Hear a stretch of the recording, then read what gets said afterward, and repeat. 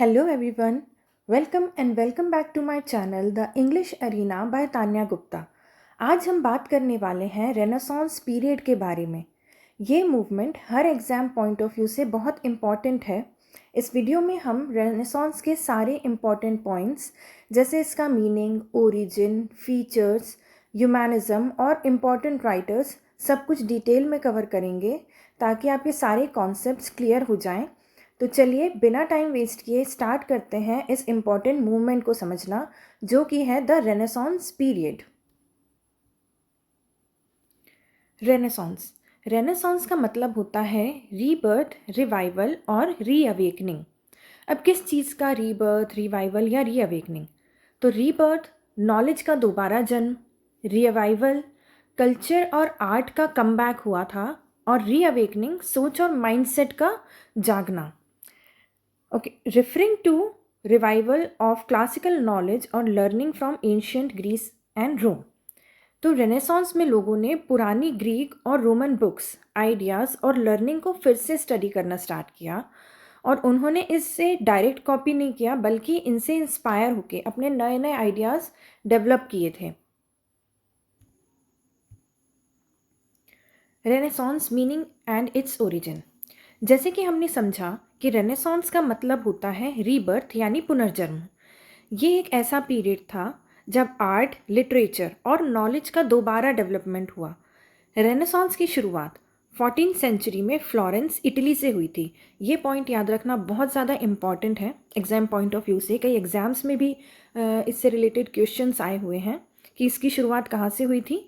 तो 14th century में Florence, Italy से। फ्लोरेंस उस समय एक रिच और कल्चरल सिटी थी जहां आर्टिस्ट्स और स्कॉलर्स को सपोर्ट मिलता था। इस वजह से यहीं से नए आइडियाज़ का जन्म हुआ। बाद में रेनेसांस धीरे धीरे पूरे यूरोप में पहुंचा और पूरे यूरोप में स्प्रेड हो गया। फिर कुछ टाइम बाद ये मूवमेंट आगे बढ़ा और इंग्लैंड तक पहुंचा, जहां इसने इंग्लिश लिटरेचर को कम्प्लीटली चेंज कर दिया। अब इसका टाइम पीरियड तो स्टार्टेड 14th सेंचुरी इन फ्लोरेंस, इटली। जैसे कि अभी भी हमने देखा कि स्टार्ट हुआ है ये 14th सेंचुरी में फ्लोरेंस, इटली से। फिर यूरोप में स्प्रेड हुआ अराउंड 15 to 16 सेंचुरी, और उसके बाद इंग्लैंड में मेनली 16th सेंचुरी में ये आया, जब यहाँ पर एलिजाबेथन एज का टाइम था, और इस टाइम पे रेनेसांस इंग्लैंड में अपने पीक पर था। ये बात भी याद रखना बहुत ज़्यादा इम्पॉर्टेंट है कि इंग्लैंड में ये कब स्प्रेड हुआ, तो 16th सेंचुरी में during the Elizabethan age. Europe before renaissance. तो यूरोप के क्या हालात थे रेनेसांस के पहले? तो people were very religious, church dominated life. इस समय चर्च का बहुत ज़्यादा स्ट्रॉन्ग कंट्रोल था। रेनेसांस से पहले यूरोप में चर्च का बहुत ज़्यादा इन्फ्लुएंस था। लोगों की लाइफ, एजुकेशन और थिंकिंग काफ़ी हद तक रिलीजियस रूल्स से गाइडेड होती थी। ज़्यादा फोकस आफ्टर लाइफ, या कहें कि मरने के बाद की लाइफ पर ज़्यादा होता था, ना कि करंट दुनिया पर। साइंटिफिक थिंकिंग वीक थी। साइंस और ऑब्जर्वेशन पे ज़्यादा फोकस नहीं होता था। लोग बहुत सी चीज़ें ट्रेडिशन और फेथ के बेसिस पर मानते थे या करते थे। एक्सपेरिमेंट्स और लॉजिक का यूज़ भी बहुत कम होता था। Education was limited. नॉलेज और लर्निंग बहुत लिमिटेड थी इस टाइम पे। एजुकेशन सबको अवेलेबल नहीं होती थी। बुक्स भी बहुत रेयर थी, क्योंकि प्रिंटिंग प्रेस भी अभी तक नहीं आई थी। और इस टाइम पर क्या होता था कि लोग मेनली पुरानी चीज़ें याद करते थे। नए आइडियाज़ एक्सप्लोर करने का इतना ट्रेंड नहीं था उस समय। Art was mostly religious. इस टाइम पर आर्ट और लिटरेचर का जो नेचर होता था वो मोस्टली रिलीजियस था। पेंटिंग्स में रियलिज्म या रियल लाइफ जैसा बहुत कम देखने को मिलता था। फिगर्स भी सिंबॉलिक होते थे और नेचुरल बिल्कुल नहीं लगते थे। इवन स्टोरीज और राइटिंग्स भी गॉड और रिलीजन पर सेंटर्ड होती थी। लोग ज़्यादा क्वेश्चन नहीं करते थे इस टाइम। और एक और इम्पॉर्टेंट चीज़ है कि फ्यूडल सिस्टम या कहें ज़मींदारी सिस्टम जो था वो भी बहुत फॉलो होता था इस टाइम पर। सोसाइटी को एक स्ट्रिक्ट हायरार्की में डिवाइड किया था, जैसे kings, nobles and peasants. Kings, राजा लोग जो होते थे वो, नोबल्स में आते थे ज़मींदार और लॉर्ड्स। पीजेंट्स में किसान या आम जनता आते थे, और आम लोगों को इस समय ज़्यादा फ्रीडम नहीं होती थी, ज़्यादा सोचने समझने नहीं नहीं समझते थे वो ज़्यादा। The fall of Constantinople. अब ये जो है फॉल ऑफ कॉन्स्टेंटिनोपल, ये बहुत ही ज़्यादा इम्पॉर्टेंट इवेंट है अगर हम इंग्लिश लिटरेचर के पॉइंट ऑफ व्यू से देखें तब भी, क्योंकि जो फॉल ऑफ कॉन्स्टेंटिनोपल था ये हिस्ट्री का एक टर्निंग पॉइंट था, जिसमें एक पावरफुल सिटी का एंड हुआ और एक नए एरा की बिगनिंग हुई। कॉन्स्टेंटिनोपल एक बहुत ही इम्पॉर्टेंट सिटी थी। ये कल्चर और क्रिश्चियनिटी का मेन सेंटर थी और यूरोप और एशिया के बीच ट्रेड का मेन सेंटर थी। ये सिटी बाइजेंटाइन एम्पायर की कैपिटल थी, जो रोमन एम्पायर का ईस्टर्न पार्ट था। लेकिन 1400s तक बाइजेंटाइन एम्पायर वीक हो चुका था, आर्मी छोटी थी और रिसोर्सेज भी कम हो गए थे। कॉन्स्टेंटिनोपल को आज हम इस्तांबुल के नाम से जानते हैं।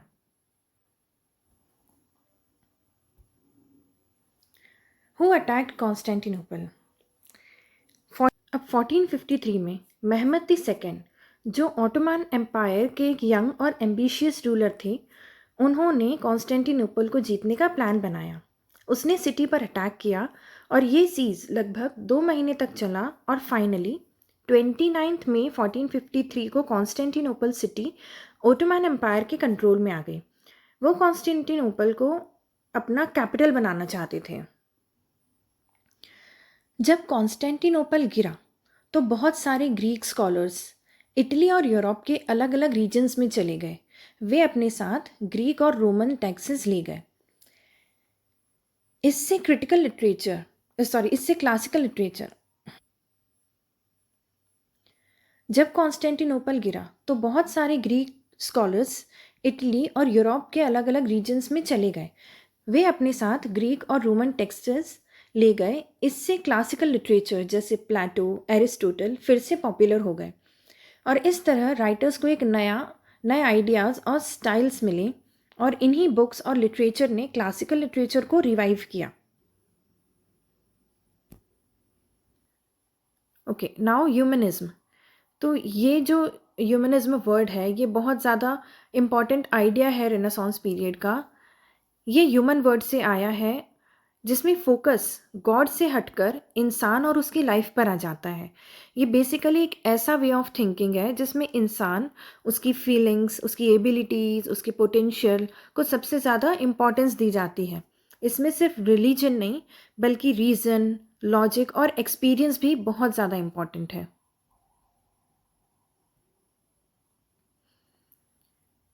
ओके, अब ह्यूमनिज्म को कंपेयर किया है मिडीवियल पीरियड से और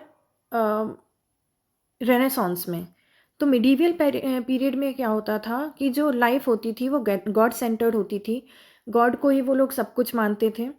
रेनेसांस में ह्यूमनिज्म के आने से ये चेंज आया कि ह्यूमन सेंटर्ड लाइफ होने लगी। लोग समझने लगे कि ह्यूमन आइडियाज़, ह्यूमन एबिलिटीज़ या ह्यूमन लॉजिक्स भी कोई चीज़ होती है और गॉड ही सेंटर नहीं है, ह्यूमन सेंटर है चीज़ों का। मिडीवियल पीरियड में ब्लाइंड फेथ होता था। रेनेसांस में ह्यूमनिज्म आने की वजह से लोग लॉजिक और रीजनिंग देना उन्होंने स्टार्ट कर दिया था, समझने लगे थे वो चीज़ों को।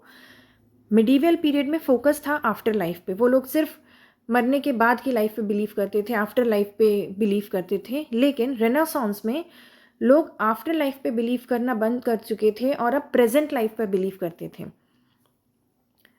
मिडीवियल पीरियड में रिलीजियस टेक्स्ट ही होते थे और उसी के बेसिस पे लोग सारी चीज़ें करते थे। वही उनका एक मेन काइंड ऑफ गाइड था जिस पर लोग पूरी तरीके से बेस्ड होते थे। और रेनेसांस में ह्यूमनिज्म के आने की वजह से क्लासिकल और मॉडर्न लर्निंग हुई।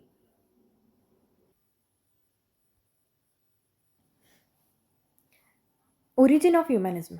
ह्यूमनिज्म का प्रॉपर डेवलपमेंट फ्लोरेंस, इटली में हुआ। अराउंड 14th-15th सेंचुरी में यहाँ स्कॉलर्स ने एंशियंट ग्रीक और रोमन टेक्स्ट को स्टडी करना स्टार्ट किया। इसमें पेट्रार्क एक बहुत इम्पॉर्टेंट अर्ली ह्यूमनिस्ट थे, जिन्हें फादर ऑफ ह्यूमनिज्म भी कहा जाता है। ये बात आप लोग बहुत अच्छे से याद कर लेना कि फादर ऑफ ह्यूमनिज्म कौन है, तो पेट्रार्क। इन्होंने क्लासिकल मैन्युस्क्रिप्ट्स को कलेक्ट किए थे। वॉट पेट्रार्क डिड, तो पेट्रार्क ने एंशियंट रोम और ग्रीस के पुराने मैन्युस्क्रिप्ट्स ढूंढने और कलेक्ट करना का काम किया। उन्होंने फॉरगॉटन लैटिन टेक्स्ट्स को वापस पॉपुलर बनाया। उन्होंने लोगों को इंडिपेंडेंटली सोचने के लिए इनकरेज किया और ये आइडिया प्रमोट किया कि इंसान अपनी इंटेलिजेंस से दुनिया को समझ सकता है और सिर्फ रिलीजियस अथॉरिटी पे डिपेंड रहना ज़रूरी नहीं है।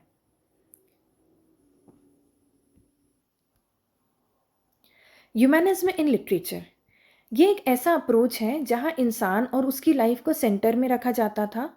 इसमें राइटर्स ह्यूमन इमोशंस जैसे love, jealousy, ambition, revenge etcetera और थॉट स्ट्रगल्स और अचीवमेंट्स को हाईलाइट करते थे, instead of focusing only on religion या डिवाइन पावर्स। ये आइडिया ह्यूमन पोटेंशियल पर बिलीव करना सिखाता था कि इंसान ग्रो कर सकता है, किसी चीज़ों को सीख सकता है और साथ ही इम्प्रूव भी कर सकता है। ये रीज़न और लॉजिक का यूज़ सिखाता है कि ब्लाइंडली फेथ फॉलो करने के बजाय हम सोच समझ कर भी चीज़ों के डिसीजंस को ले सकते हैं। और स्टोरीज़ में एवरीडे लाइफ, रिलेशनशिप्स और सोसाइटी को दिखाया जाता था। जैसे कि शेक्सपियर ने कॉम्प्लेक्स ह्यूमन इमोशंस का यूज़ किया है अपने प्लेस में, जैसे कि हैमलेट में डाउट और थिंकिंग, मैकबेथ में एम्बिशन, ओथेलो में jealousy. Now realistic characters. Humanism में रियलिस्टिक कैरेक्टर्स का मतलब होता है ऐसे कैरेक्टर्स जो बिल्कुल रियल लाइफ के लोगों जैसे लगते हैं, जो परफेक्ट नहीं होते बल्कि उनमें फ्लॉज, इमोशंस और इंटरनल कॉन्फ्लिक्ट्स होते हैं।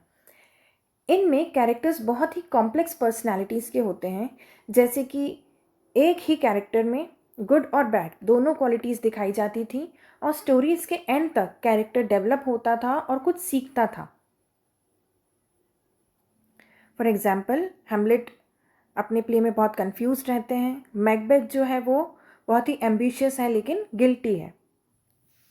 इंडिविजुअलिज्म इन लिटरेचर, इसमें जो कैरेक्टर होता था वो फोकस करता था अपनी पर्सनल चॉइसेस पर और स्ट्रगल्स पर।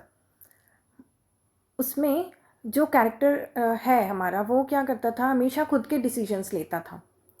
Use of vernacular language, humanism के टाइम पर एक बहुत इम्पॉर्टेंट चेंज हुआ जो है वर्नाक्युलर लैंग्वेज का यूज़, यानी लोग अपनी लोकल या कॉमन लैंग्वेज में लिखने लगे थे इंस्टेड ऑफ लैटिन जो पहले स्कॉलर्स की लैंग्वेज हुआ करती थी। और वर्नाक्युलर लैंग्वेज को यूज़ करने का मेन पर्पस था कि लिटरेचर को आम लोगों तक पहुंचाना। इसमें बहुत सिंपल और अंडरस्टैंडेबल लैंग्वेज यूज़ करते थे ताकि कॉमन पीपल भी पढ़ सके और इशू और इसे रियलिस्टिक फील आता था, जिससे कैरेक्टर्स और सिचुएशंस ज़्यादा नेचुरल और रिलेटेबल लगते थे। अब हम बात करेंगे इस टाइम के मोस्ट इम्पॉर्टेंट राइटर्स की। तो सबसे पहले राइटर हैं हमारे दांते। हम जिन्हें ह्यूमनिज्म का स्टार्टिंग पॉइंट कहा जाता है, इनका फेमस वर्क है डिवाइन कॉमेडी। इसमें दांते ने आफ्टर लाइफ को डिस्क्राइब किया है, लेकिन इंटरेस्टिंग बात यह है कि उन्होंने अपनी राइटिंग लेटिन की जगह वर्नाक्युलर लैंग्वेज मतलब इटालियन में की थी। इससे लिटरेचर आम लोगों तक पहुंचना स्टार्ट हुआ। सेकंड है पेट्रार्क। अब हम बात करेंगे पेट्रार्क की, जिसे फादर ऑफ ह्यूमनिज्म भी कहा जाता है। इन्होंने एंशियंट ग्रीक और रोमन टेक्स्ट को रीडिस्कवर किया और उन्हें स्टडी किया। उनका फोकस था क्लासिकल नॉलेज और वैल्यूज़ को रिवाइव करना। ये उनका फोकस था कि क्लासिकल नॉलेज और वैल्यूज़ को रिवाइव करने का। पेट्रार्क ने लोगों को सिखाया कि हम अपनी थिंकिंग को डेवलप करें और पास्ट नॉलेज से सीखें। फिर है हमारे बोकाशियो। इनका फेमस वर्क है डेकामरन, जिसमें रियल लाइफ स्टोरीज़ और एवरीडे सिचुएशंस दिखाई गई हैं। इन्होंने लिटरेचर को रिलीजियस टॉपिक से हटाकर रियल ह्यूमन लाइफ और एक्सपीरियंस पर फोकस किया, इसीलिए इन्हें रियल लाइफ लिटरेचर का रिप्रेजेंटेटिव माना जाता है। फिर है हमारे एरास्मस। अब आते हैं एरास्मस, जो कि इंटेलेक्चुअल ह्यूमनिज्म को रिप्रेजेंट करते हैं। इनका फेमस बुक है प्रेज ऑफ फोली। इसमें उन्होंने सोसाइटी और चर्च की प्रॉब्लम्स को क्रिटिसाइज़ किया है। एरास्मस ने लॉजिक, रीजनिंग और क्रिटिकल थिंकिंग को प्रमोट किया, जो ह्यूमनिज्म का कोर आइडिया है। फिर है थॉमस मोर, इनका फेमस वर्क है यूटोपिया। ये भी बहुत इम्पॉर्टेंट है, थॉमस मोर का वर्क याद रखना कि यूटोपिया इनका वर्क है, बहुत ही फेमस वर्क है और एग्ज़ाम्स में भी कई बार पूछा गया है, जिसमें इन्होंने आइडियल सोसाइटी का कॉन्सेप्ट दिया है। इन्होंने दिखाया है कि सोसाइटी को बेटर कैसा बनाया जा सकता है, जस्टिस, इक्वालिटी और प्रॉपर सिस्टम के थ्रू। ये ह्यूमनिज्म का एक इम्पॉर्टेंट गोल था, बेटर वर्ल्ड क्रिएट करना। फिर है हमारे finally the most important William Shakespeare.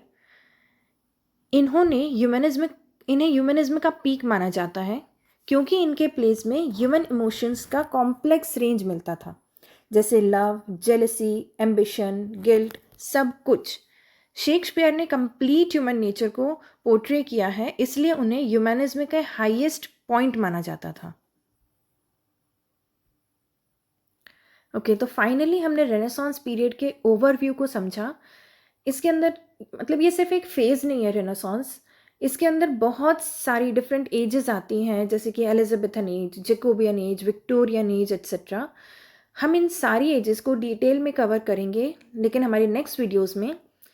तो अगर आपको ये वीडियो हेल्पफुल लगी हो तो please like, share and subscribe करना ना भूलें।